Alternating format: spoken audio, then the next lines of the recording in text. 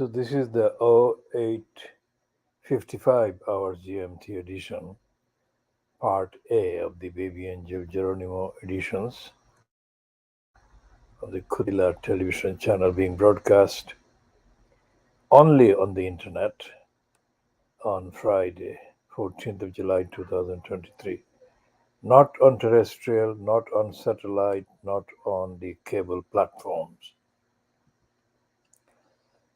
The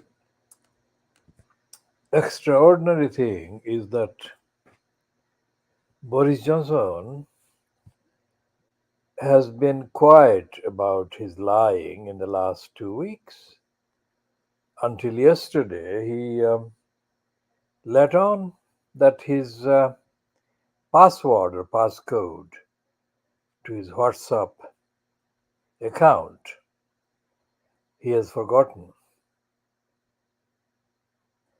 But there is an update to that. Experts that it doesn't matter, the account can be accessed. So, this latest lying by the congenital liar Boris Johnson has come unstuck. What hasn't come unstuck is the actual propensity, the natural born propensity on the part of the liar to tell lies. So we shall be watching on what other permutations he comes up to present this latest lie as another legitimate excuse. The Times newspaper has got this daily kind of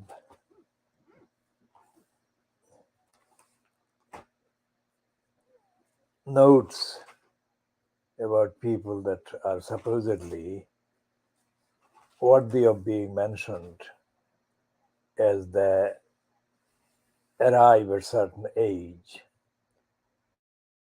And today's first one is the woman called Fleabag. The Fleabag is reportedly noted in the Times as being aged 38, but the list of achievements that are shown there under that particular entry would warrant her being treated as being in her 70s. That is how highly promoted she has been so far. Yesterday, that is Thursday, the 13th of July 2023, same place was given to the private lie editor, Jan Pissoff, who was recorded as having reached the age of 61. Now, the Fleabag, today's birthdays today, the Fleabag is Phoebe Waller-Bridge, pictured actress, Indiana Jones and the Dial of Destiny, 2023, writer and producer, Fleabag, 2016 to 2019, Killing Eve, 2018 to 2019, 38. And then that item is followed by other entrants. And there is nothing that I can find that represents the world. It's the Little England. Little England is where people are born and achieve things. The world doesn't exist outside of Little England, except, of course, the Little England does extend as far as China. Because of the three editorials in the Times today, The first one is headed China Watching,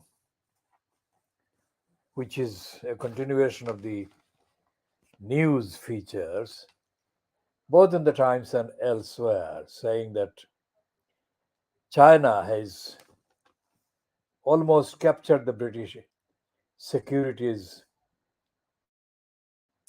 the spying networks, etc.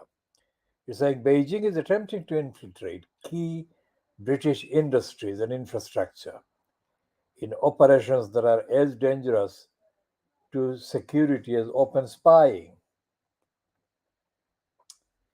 And this is based on a report.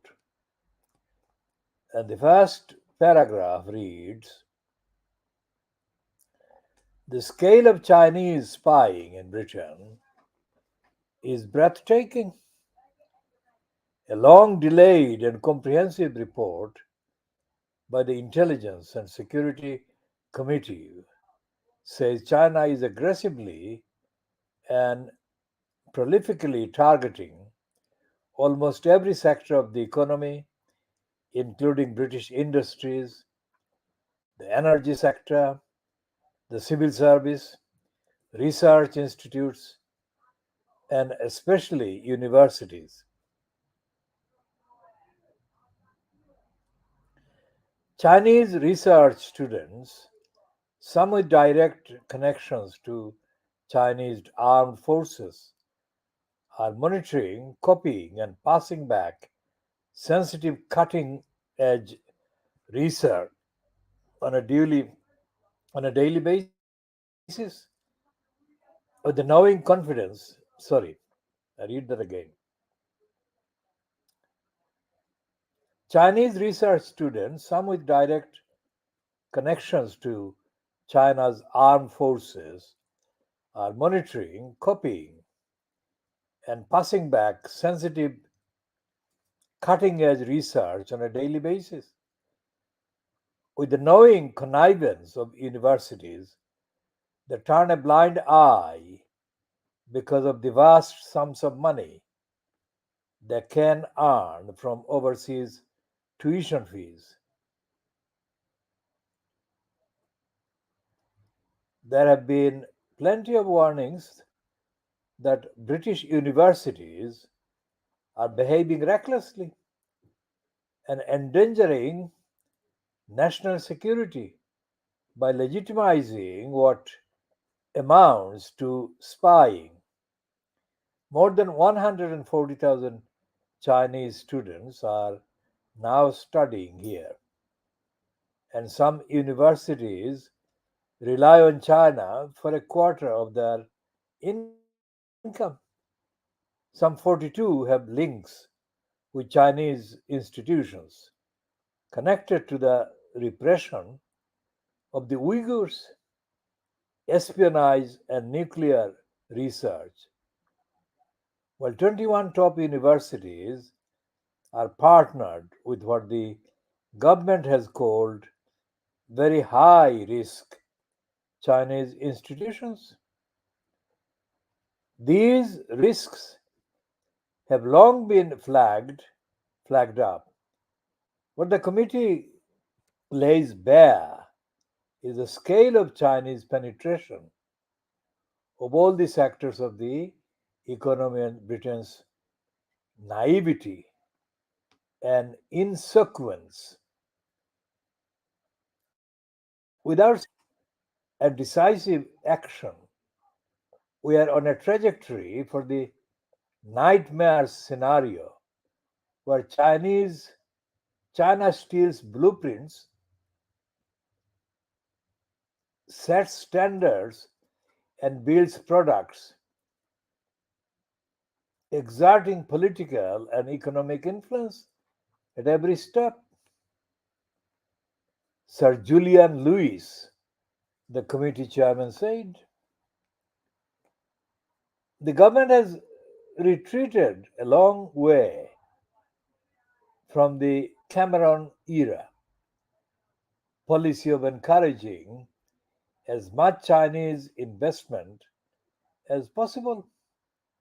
Prompted by the US, it has banned Hawaii from winning telecommunications contracts. It has tried to slow investments in Britain's nuclear power generation. It has raised warnings over Chinese control of Britain's ports and other key infrastructure. But it asserts that although China is increasingly challenging Western power and values and now presents a strategic threat, economic cooperation is still possible and desirable. That is not quite the message given by Britain's security services. Ken McCallum, the head of MI5, gave a warning last year that China was targeting Britain's expertise, technology, and research. He said Chinese investments in the economy are as much of a threat as intellectual property stolen across a cyber domain or by a spy. Since then, there have been more blatant examples of plain spying, with Chinese agents attempting to infiltrate parliament, disrupt or even physically harm dissident Chinese and Hong Kong opposition groups in Britain, and almost incredibly secure employment in Britain's own intelligence services. The lure has always been Chinese money. Beijing has plenty available to secure what it needs, and individual Britons are naturally happy to take advantage. At least 30 former armed forces pilots have helped to train Chinese pilots operating China's most sophisticated fighter jets with salaries of £240,000 a year. The Ministry of Defense is now looking at other areas where China, named as a systematic competitor in the 2021 Integrated Defense and Security Review, is looking to recruit, even if within the law. What makes the report especially awkward for politicians is that many have themselves taken up paid positions in companies involving in China or lobbying for more Anglo-Chinese trade, exchanges, and cultural relations. Just as the crackdown on Russian oligarchs has embarrassed those who took their money. So, a warning against aiding China's attempted dominance of Britain's key industries demands a serious rethink of Britain's motives and means. I'll read that again. It's not Britain, it's Beijing.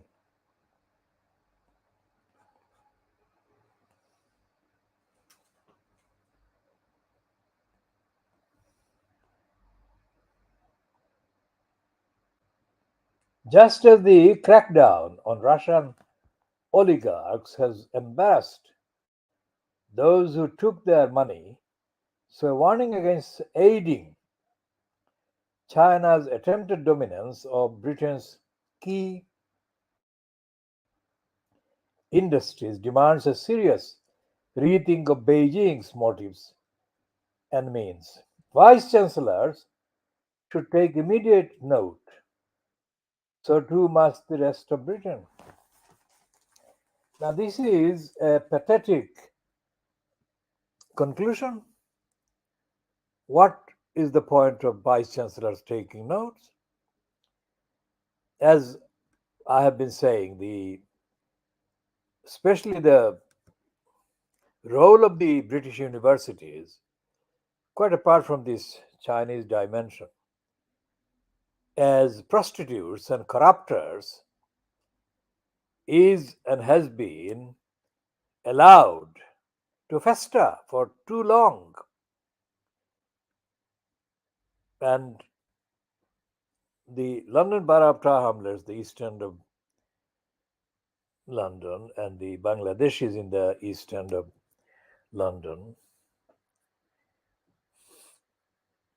are affected by criminals, Bengali criminals, acting in collaboration with the criminals in the universities and writing PhDs. One criminal, Ali Asghar the crook, the midget Ali Asghar, has produced a particularly criminal statement in the disguise of a PhD.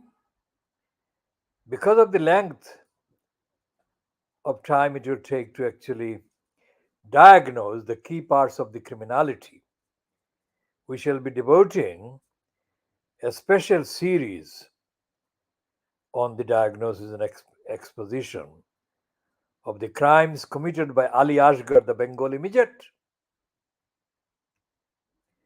The midget has fucked up his daughter's career as a licensed law trader. That is how stupid he is. So, how was it possible for the University of Birmingham to give this shitbag a PhD? We shall be examining the shitbag himself and the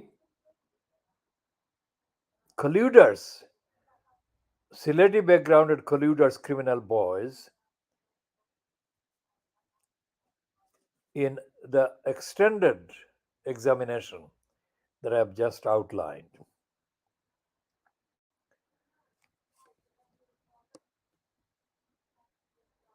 Now, going back to the role of the media, especially the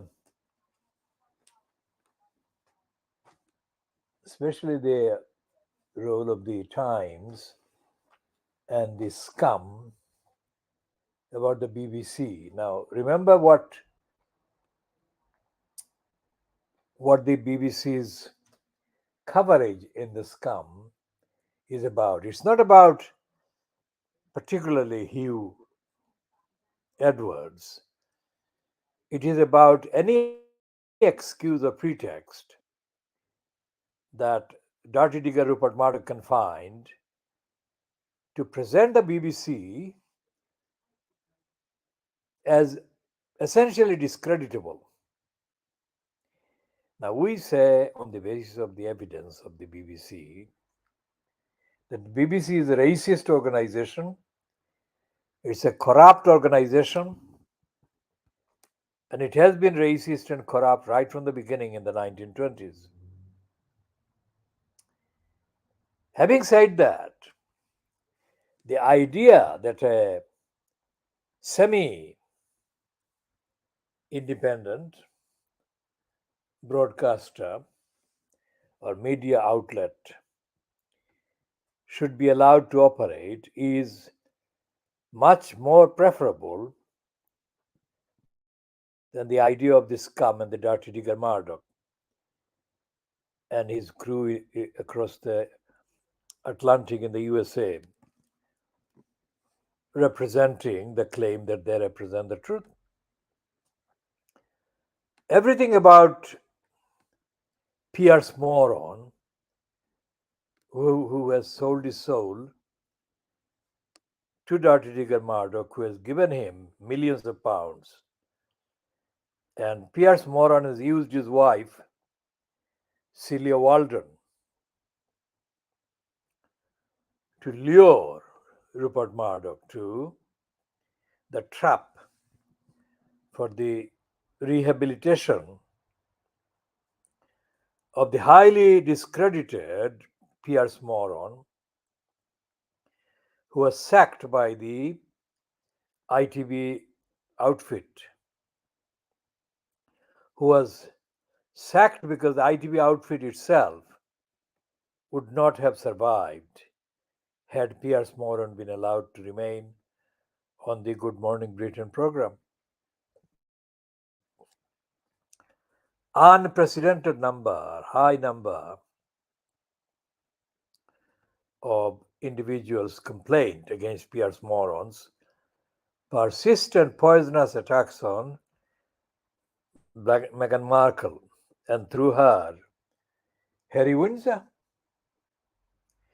So the ITV company didn't sack Pierce Moran because the ITV company actually believes in the truth, etc., but that its own very existence was imminently under threat.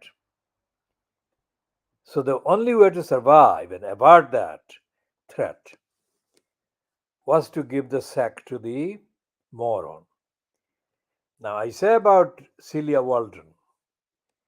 Celia Walton, the daughter of the former Conservative Member of Parliament, George Walton,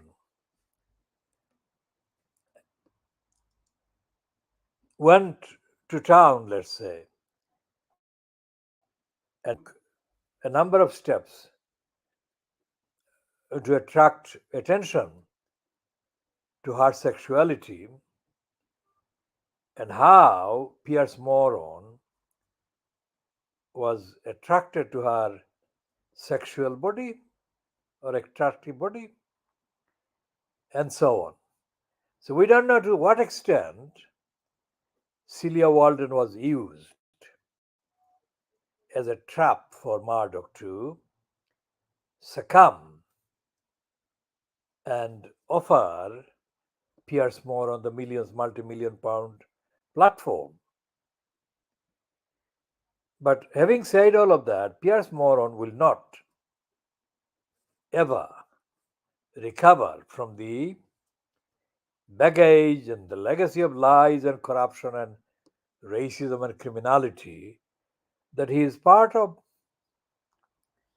So he is one of the ones that is being given, continue to be given the platforms by the scum to have a go at the BBC and anybody else that has been able to get any kind of excuse together to justify the scum continuing their attacks on the idea of the BBC has been given continuing platform. Now, the Guardian made a mess. The Guardian media editor, whoever that is, overnight, the Guardian has published the claim that the scum is not going to publish any more allegations against Hugh Edwards. Well, the Guardian is stupid because it doesn't matter whether it's called allegation or not against Hugh Edwards. Today's scum is full of attacks on the BBC. Remember, I have been campaigning against the lying by the BBC.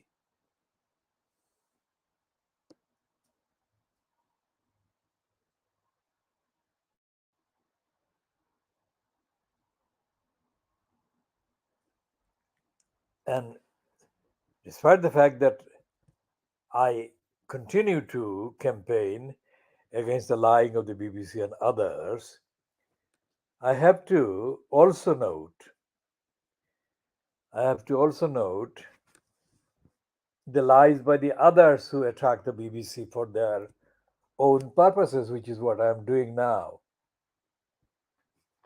Now, I'm looking for Pierce Moran's attack on the BBC in today's Scum. Scum is, of course, the name of the newspaper. The Sun cannot be called the name of a business. The Sun is a natural entity. So that is a theft by the Dirty Digger. like Jeff Bezos stole the word Amazon.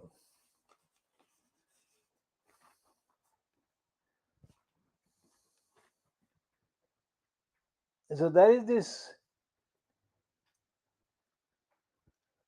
item on the editorial page of the Scum, which is overdoing the on page 10, which is overdoing the parental concern thing about this still unknown, unnamed individual that Hugh Edwards allegedly sexually kind of abused or allegedly. So it says, as Hugh Edwards' probe resumes, probe means investigation, 10 questions the BBC needs to answer. I'm not going to read the 10 questions at all. What I'm going to do is to concentrate on the fact that these pages and these questions and these concentrations by this is not the Scum and the woman who is the editor of the Scum now, is the Dirty Digger himself at war against the BBC on this excuse. Because Dirty Digger Murdoch knows that no matter how kind of successful in terms of revenue generation the Sky has been, because this is what Dirty Digger Murdoch established, the idea of a publicly contributed organization, which is what the BBC has been, is on a level that the Sky or any other commercial enterprise will not be able to match. So Dirty Digger Rupert Murdoch is in town, going to town against the BBC as a direct combat against the BBC, because this kind of opportunity that the Hugh Edwards thing has, let's say, offered has not been available to Dirty Digger or anyone else who has been keenly waiting for an opportunity like that to offer itself to destroy the BBC. It's on the same level, the same kind of principle as the idea of the National Health Service. As I have been saying, since the National Health Service was officially established nearly 80 years ago, the elements, the forces of big pharmaceuticals and the big private health business operators have been uncomfortable about the existence of a National Health Service. And they have been at work in many ways to undermine the National Health Service every single day. Every single day. Now, I spent 3 calendar months in the NHS last year. That's the first time that I have spent any time in any NHS treatment. I mean, for more than 50 years, I didn't go to any real medical center or whatever, with one exception. Very early on, but this is the sustained period of about 3 calendar months. And what I found was that,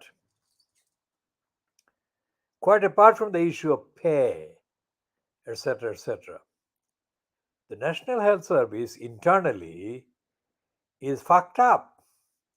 Not because there is no money, but money doesn't matter. The people that the National Health Service has in frontline contacts with inpatients like myself, these people are not fit for purpose. Most of them are unhygienic. Most of them are impolite, ill educated, ill schooled, discourteous, ignorant, and stupid.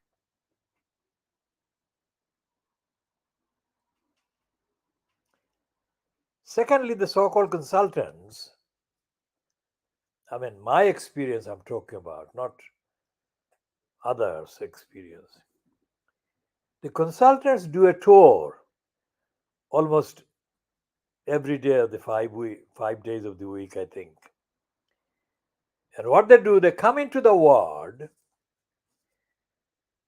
and they pass by the beds in which patients are sitting or lying or whatever.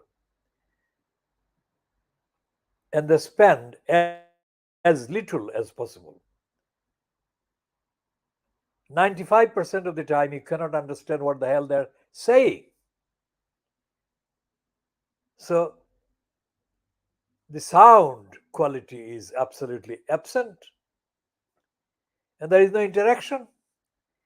If they ask you a question as to how you are doing today, they hardly wait to hear you. So there is no question of the first one.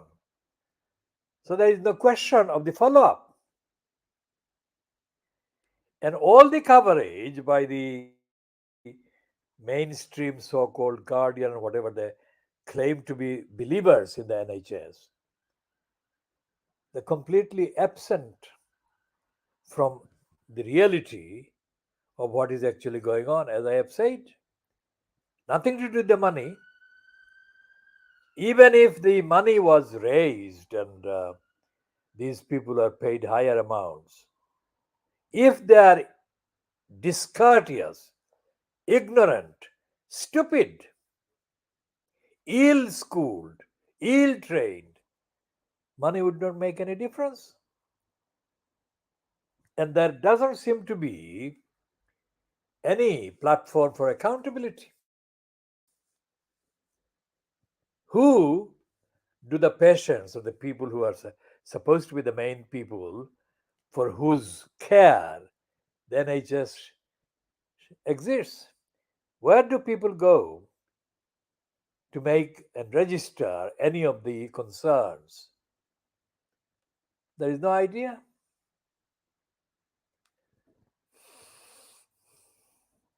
For example, I attempted to communicate issues that were raised by the advice by the consultants that my state of health or my injury, whatever, didn't warrant my staying on. So they said that I should go home. But there was the local council saying that they had a discharge program. You don't just go home. There has to be a discharge program that you follow and you discharge yourself through that program. And I was waiting and I was waiting and I was waiting. I wasn't intending to stay there at all. Quite apart from the fact that I wasn't getting the answers or the service that I absolutely needed, I was concerned about my intellectual properties that I had in my home. And I wanted to make sure that I could secure those intellectual properties contained in the various laptops that I had used over the years. And all the laptops have the data. I'm a writer, I write every day. And I follow the various steps that would be taken. In good faith, I wanted to know, and I was promised that I would be given the information by the nurse. I never got that information. Full stop. So, who is going to explain what happened to my intellectual properties? And who is going to put a limit on the losses that I have experienced on that account? My intellectual properties have been affected by other activities, nothing to do with the hospital, nothing to do with the particular illness that I was in hospital for. But over the periods of my stay in the last 51 coming to 50 years in this country, I've been a writer. I write and I think and I research and all the rest of it.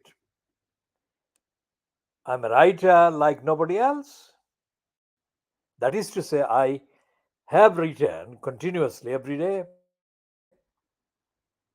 If I have not written every single day literally, then I must have been traveling or I must have been preoccupied by other activities requiring my intellectual energy and resource and attention.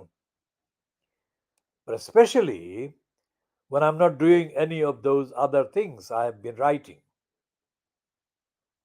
analyzing, updating. So the National Health Service, whatever the amount of money that it gets, the National Health Service doesn't have enough money to pay me as compensation for the losses of the intellectual properties that I have experienced in this particular period. So when the scum says that Rishi Sunk has come to an arrangement with the announcement, what have he said? He says that it says on the front page, strikes end as wages up 6.5%.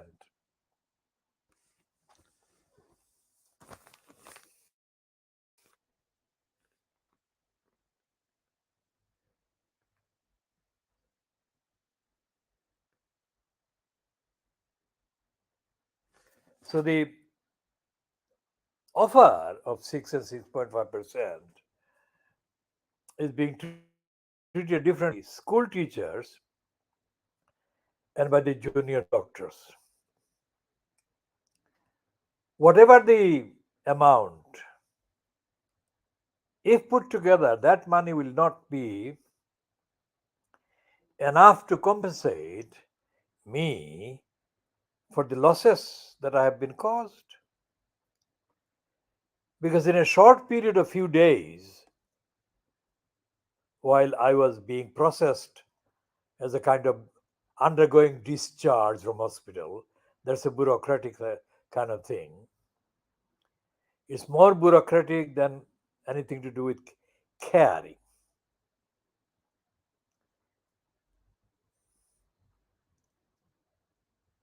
The theft of my intellectual property is concerned. Here I'm using the word concerned, which means there are other intellectual properties that were not affected by this particular theft, damages, etc. But even if we limit the losses to that particular period of time that I was undergoing the process of discharge, the National Health Service doesn't have the money to pay me, nor has Rishi Sunk Sunak, nor has anybody else. I'll give an example here with Jeff Bezos. Jeff Bezos, Elon Musk, and Mark Zuckerberg, all three of them put together have not produce the intellectual materials, and they cannot do that in the rest of their biological lives, that I have produced in a fraction of the time that I have been doing this. I just make that note there. Elaboration will follow in due course. Updates will follow in due course. Now, all the newspapers, other than the Murdoch ones, especially this one, which is owned by or controlled by the Daily Mail, which is a commercial rival to the Murdoch's Scum, the Daily Mail group, which owns the I newspaper, the I paper, it says under media, insiders at the Sun question, quote, rush to publish, unquote, Hugh Edwards' story. And it says tabloid criticized, that is the Sun, is criticized after rolling back on key claims. Well, that means that the initial claims that they made at the stage where they didn't name Hugh Edwards, the main claim was insinuating that he was paying money for explicit sexual images. Now, the Metropolitan Police, as well as the police in South Wales, or in Wales, let's say, wherever, whichever part of Wales Hugh Edwards actually is domiciled in and lives in, both the Welsh police and the London Metropolitan Police, no matter how fragile it is, have confirmed in public statements that according to them, Hugh Edwards has no criminal case to answer because there has been no crime committed according to their statement. I'm not saying that. So that's why the scum has now begun to retreat. That is what is called rolling back by the scum on this I newspaper's analysis. Now, the other thing they're saying is that Labour Party is on collision course with owner Murdoch. I don't believe that,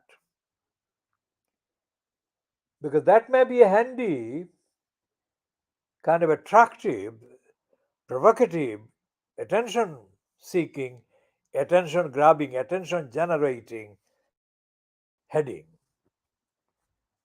But no particular regime in the United Kingdom is going to be safe if they are not at peace with Dirty Digging Murdoch, because he controls the whole lot. The main propaganda. And the main propaganda means that the Little Englanders, the majority of the zombies that support the conservatives of the right wing and consume the Murdoch newspapers, like the scum, they don't really look at the world critically. So they go by, they move by, they're moved by, they're driven by, they're hoodwinked and misled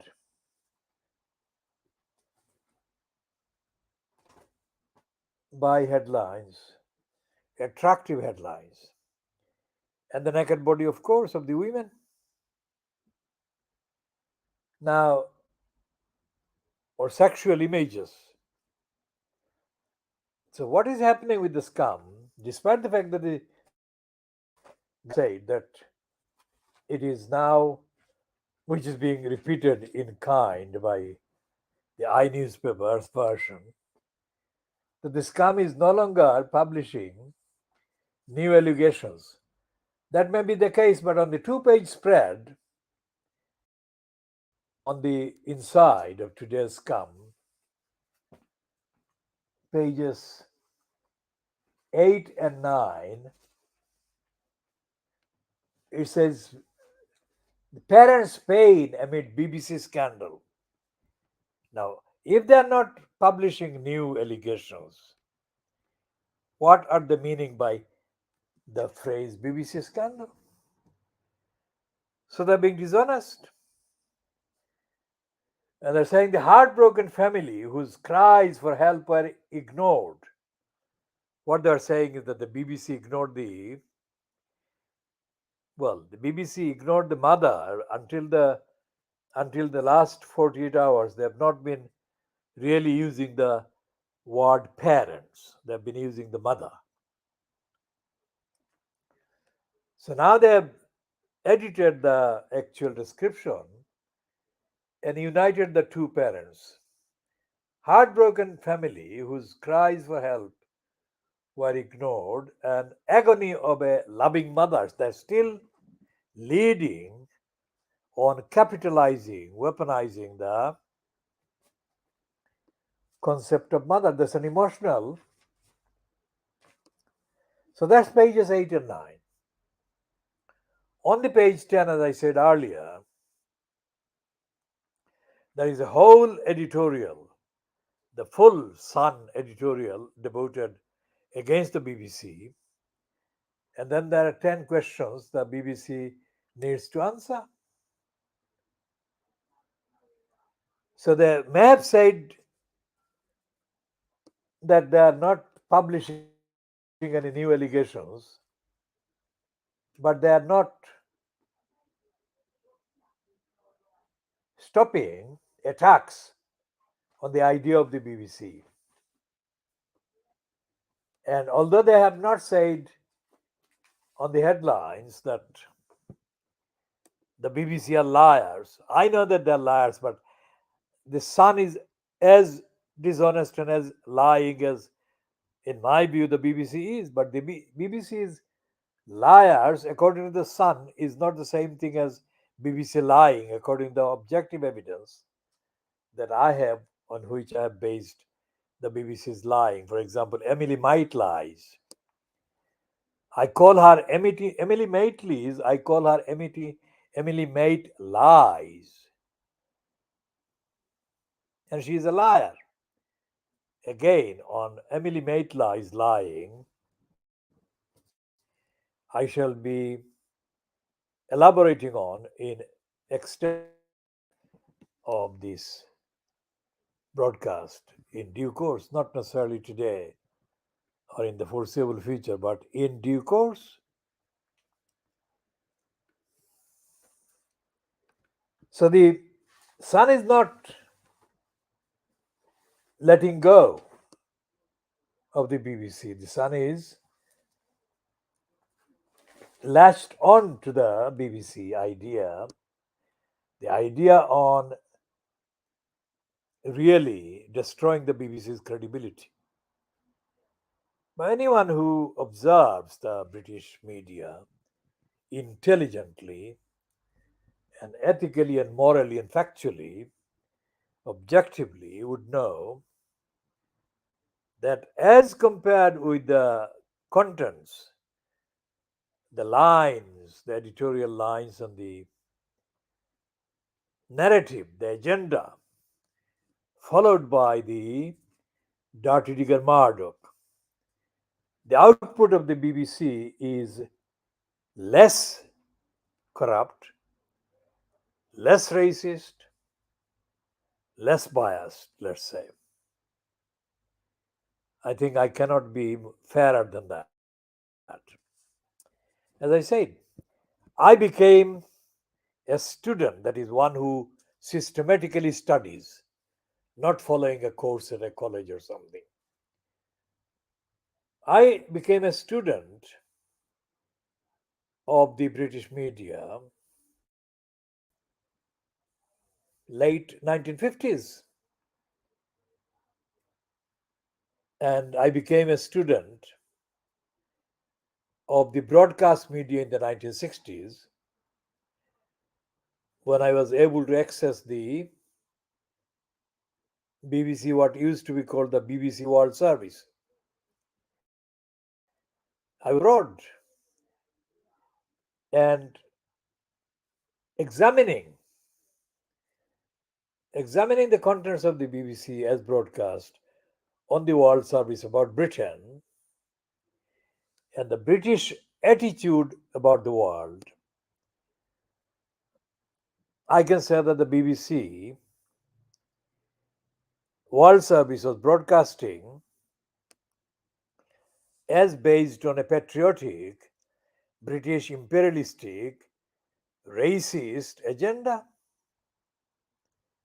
And of course, all the media, Western media, including the British ones, the German ones, the French ones, the Americans, the Canadian, the Portuguese, the Dutch, the Swede ones, they are without doubt all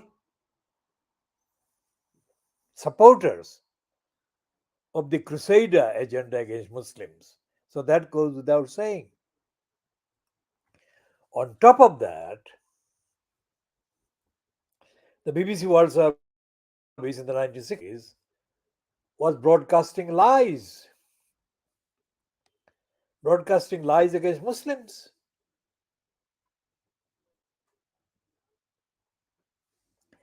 And the BBC's broadcasting narrative agenda against Muslims has not stopped.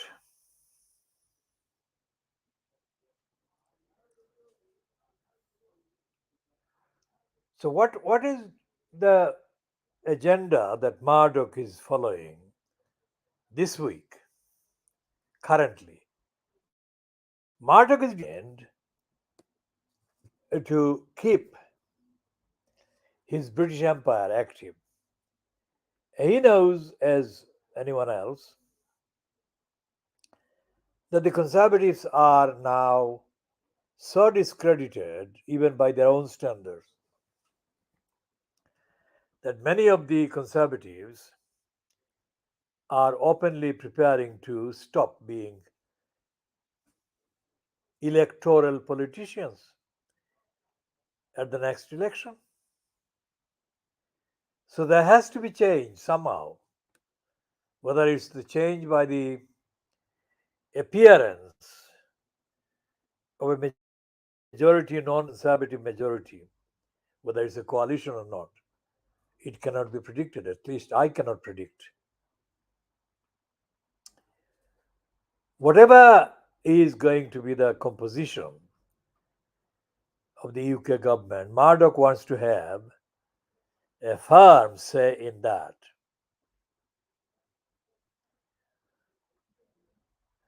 And going by all the stuff that Keir Starmer, the political murderer of the Labour Party, has done in the let's say 3 years since he became leader of the Labour Party, Starmer is proving as nasty as the nastiest conservative.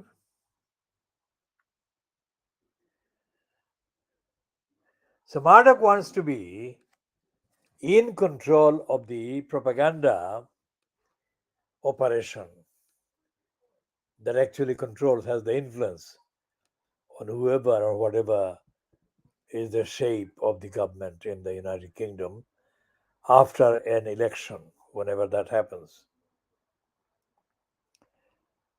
So that is what Murdoch is doing with the Scum today, slightly changing the narrative from new allegations to an emotional one based on the mother and the father of the supposed young person at the center of the Hugh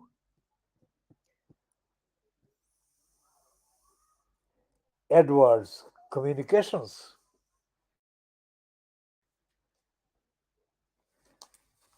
And the front page, when the BBC was working on Edwards' story before Sun report. That is what the Guardian, the Times is saying. And there have been indications that this was the case because the information that this Scum has published misleadingly, calling it its exclusive reporting.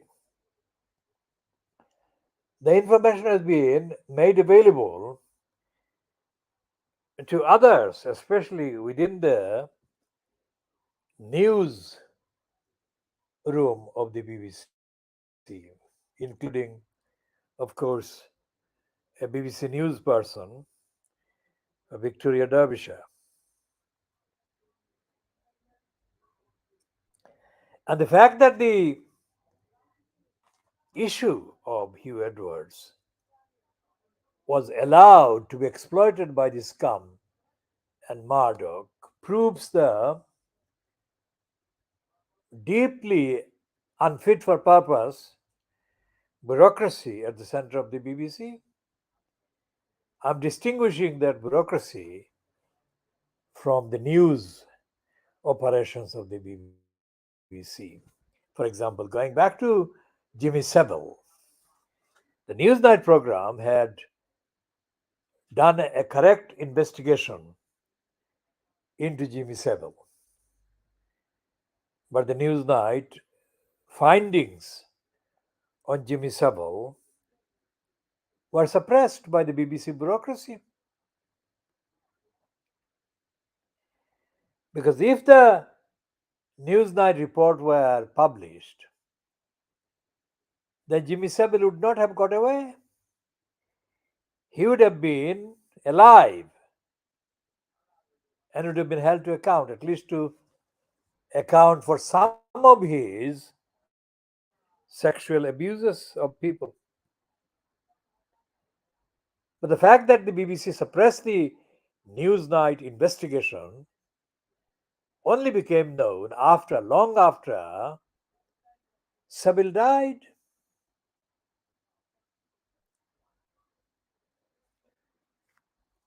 There are other people who have been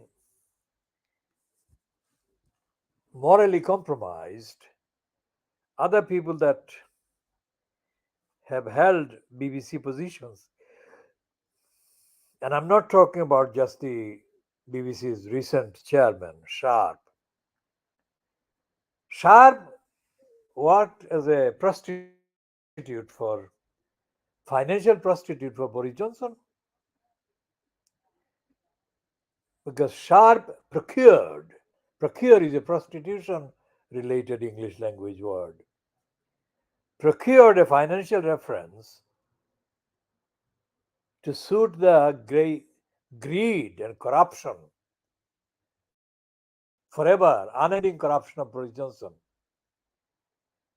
so that Johnson could borrow nearly £1 million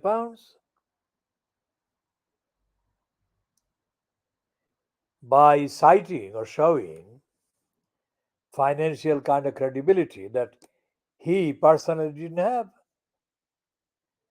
So that's the involvement of Sharp,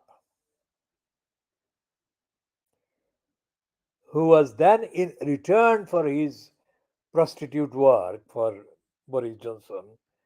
He was appointed chair of the BBC by Boris Johnson while Johnson was in post as Prime Minister. That is brazen corruption of the BBC by Johnson, by Sharp, and others, not by the news personnel or ordinary journalists, fact checkers. So when the Times says the BBC was working on Edward's story before the Sun report, what it is suggesting is that the BBC journalists were already on the story. And it was the BBC bureaucracy. I'm not literally reading that, I'm just interpreting. It is the corrupt BBC bureaucracy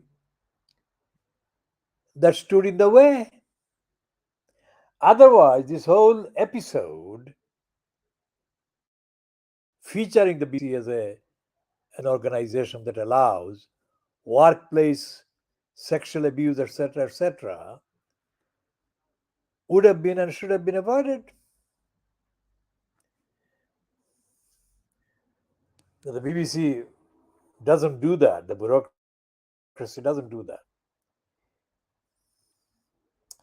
In 1986, the BBC broadcast 4 episodes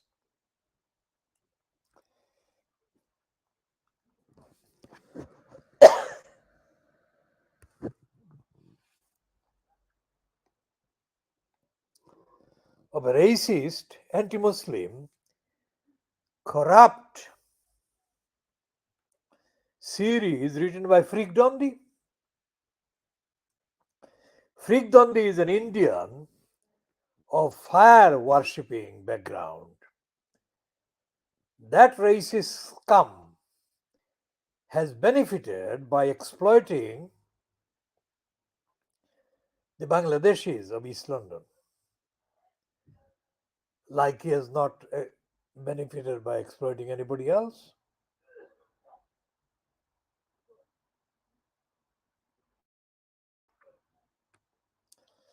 So we shall be examining the Freak Dondi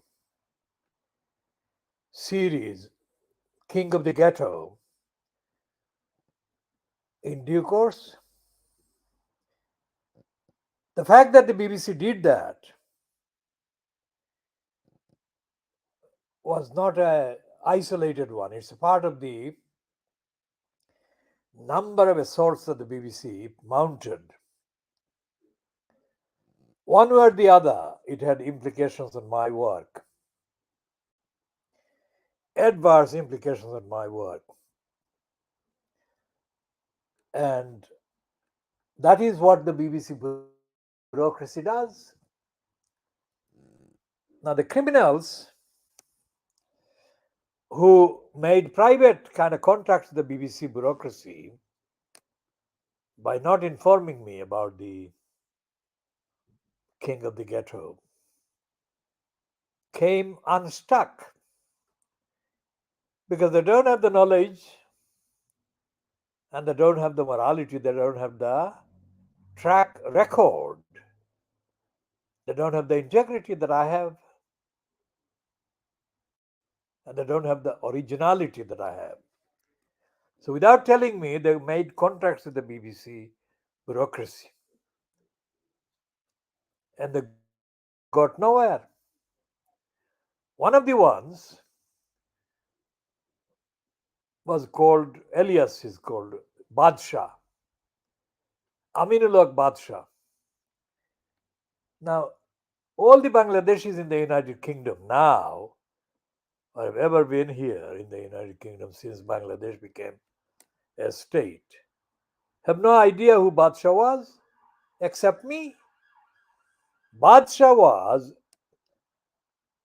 employed by the daily newspaper in Dhaka, in East Pakistan, called the Daily Azad,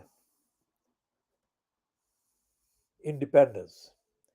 The Daily Azad had been published originally from Calcutta before the British left, and it had been founded by Maulana Akram Khan. Now, in the 1960s, Vedh Shah was an employee on the newsroom in the Azad. And during 1970, I arrived in the newsroom. Remember, I never received any money as a journalist. I never wanted any money, never asked for any money.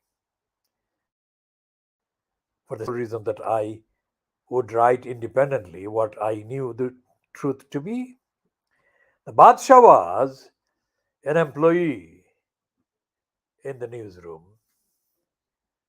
and because of his lack of competence, etc., Vedh Shah was demoted. I was his senior. So when I come to the United Kingdom and I find Vedh Shah appear here a few years later, I know who he is But none of the Bangladeshis, the so called Bangladeshi community leaders or whatever, they had no idea. It was this Vedh Shah that made the contract with the BBC bureaucracy after I mobilized a campaign against the king of the ghetto. And one of the banal kind of things that Vedh Shah did was to take with him the white child of a mixed race kind of parents, one Bangladeshi, Siloti, and one white woman. Now, he had no clue as to what to say to the BBC about the king of the ghetto and why it was wrong.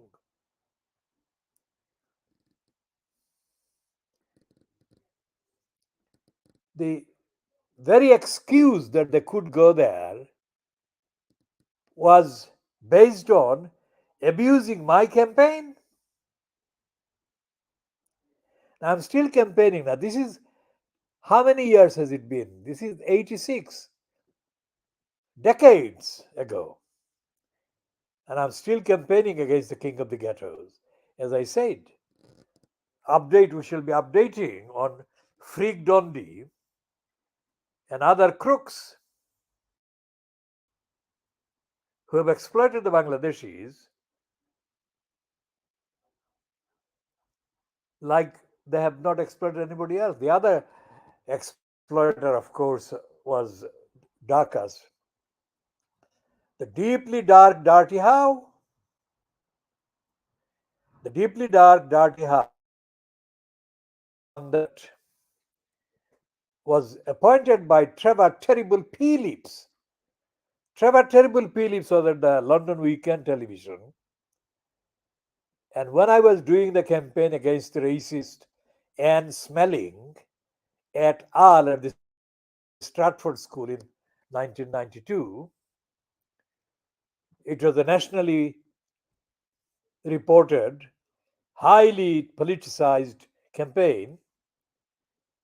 They thought that they would be profiting from this. So they set up this thing called Devil's Advocate, a whole new program. And Trevor Terrible Phillips, who knew me from before, did not dare confront me directly. So what he did was to let this Dirty How to interview me for the pilot program, which is the first one, which was in March 1992. And behind this scene, Dirty How was being helped by Freak Dondi. Freak Dondi had an agenda to find any ways to weaken me politically, morally, so that I would not come back at him for his abuse of the Silotis by parading himself as a writer about the East End. So they invited a number of betrayers from Siloti speaking background in the East End as potential participants, as audience members to question me. Now, these people didn't have anything to do with the campaign about the Stratford School, and they didn't really belong to the community in Newham. I had been involved in Newham, Waltham Forest, and other parts of East London for decades. Well, at least from the 70s. So they invited some people as, I mean, those individuals who were invited were, of course, idiots.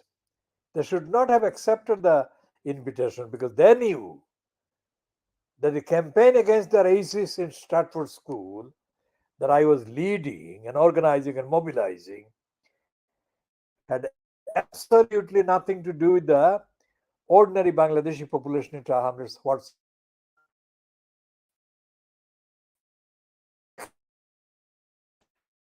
studio in March 1992 had made one single public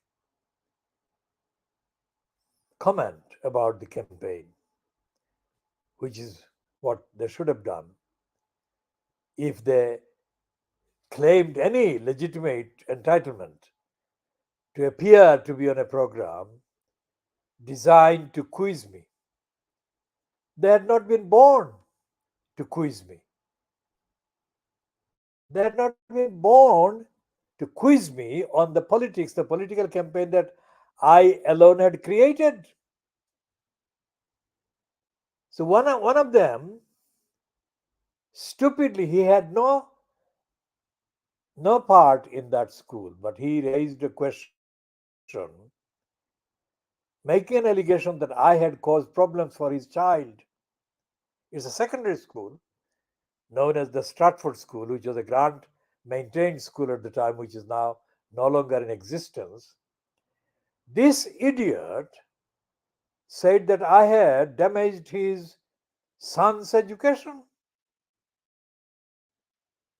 I had not done any such thing for anybody.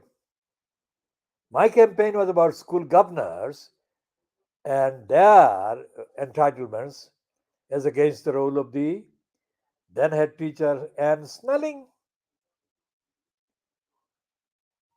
So I said to this particular individual, on the evidence, on the records, on the facts of his life,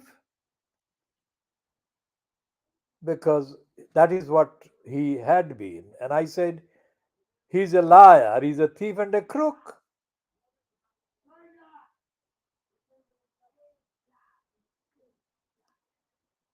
Now, this is the kind of thing that the broadcasting bureaucracies do. They should not have organized an audience that didn't have anything to do with the population in Newham or the population involved in the actual participation of parents as governors in the wider democratic campaign that I was at that time focusing on and featuring and advocating. I still am. Anyone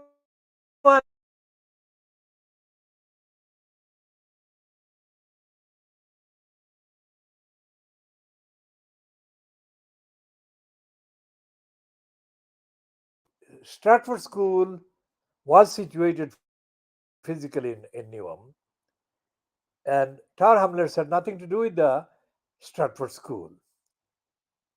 Secondly, if they went there, they should have had the basic courtesy of making contacts with me and consulting with me as to what was going on in the campaign. But they had not done that. So, was the basis for these people being invited by Darkas, Dirty Howe, and Trevor Terrible Phillips, and Freak the Lying Scum, Dondi? There was no reason. There was no evidence, there was no basis. And I had been campaigning before some of these morons that appeared on that audience level were born, biologically born. I had been doing campaigns from the mid 1950s, and some of these creeps that appeared there were not even born in the 1950s.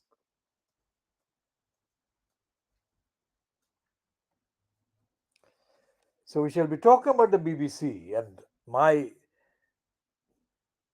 actual engagements with bureaucracy, and the rest of it will be diagnosed factually in due course at longer extension. Now, the Times today has got other items about subsidiary issues. Let's say like Tim Davie, the current Director General of the BBC, is due to be quizzed by members of parliament.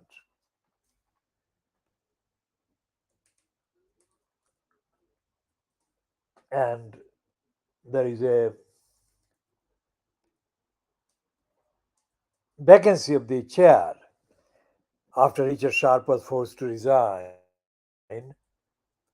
for the BBC. But there is a whole lot of other things that is, the collectively wrong with the media in this country. None of the coverage of the Hugh Edwards thing has actually brought attention to any of those, including coverage which is, as compared with the other rivals, coverage that has been published by the Guardian, doesn't doesn't match the requirements. And of course, the Daily Telegraph, the Daily Express, and others are not anywhere near the kind of rigor that should be there. What this country needs is not a kind of government fronted by the political murderer of the Labour Party like Keir Starmer.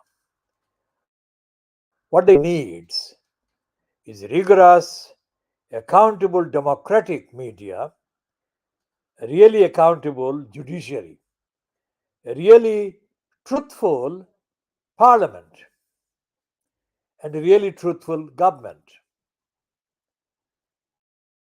There is no sign of any of this coming up anytime soon. So we shall be looking at the bleak prospect and providing whatever outlook, insights we can do on the evidence available.